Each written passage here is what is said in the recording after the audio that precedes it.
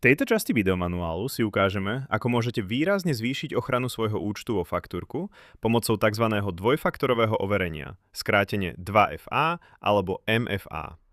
Znamená to, že pri prihlasovaní nebude stačiť len vaše heslo, ale identitu potvrdíte ešte jedným krokom. Výrazne tým zabránite tomu, aby sa do vášho účtu dostal niekto nepovolaný, aj keby náhodou zistil vaše heslo. Faktúrko ponúka 3 rôzne metódy, ako si toto zabezpečenie nastaviť. Prvá, PIN kód na e-mail. Toto je základná možnosť.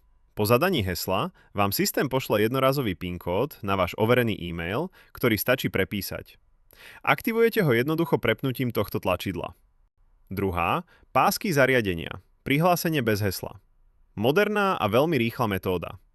Umožňuje vám prihlasovať sa pomocou biometrie, napríklad otlačkom prsta, rozpoznaním tváre, Face ID, vo vašom smartfóne alebo počítači, prípadne pomocou hardwarového kľúča. Novú metódu pridáte kliknutím na odkaz plus, pridať novú autentifikačnú metódu. Tretí, autentifikátor aplikácia, tzv. TOTP. Ak používate aplikácie ako Google Authenticator, Microsoft Authenticator alebo integrovaný správca hesiel, napríklad ProtonPass, môžete využiť túto možnosť.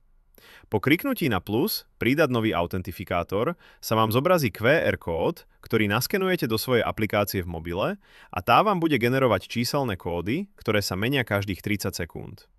Tip na záver. Ak ste na neznámom počítači omylom zaškrtli, aby si vás systém zapamätal, kliknite na resetovať 2FA prihlásenie. Systém toto zapamätanie zruší a pri ďalšom prihlásení bude znova bezpečne vyžadovať kód na všetkých zariadeniach. Odporúčame vybrať si aspoň jednu z týchto metód a urobiť vaše faktúry a firemné dáta maximálne bezpečnými.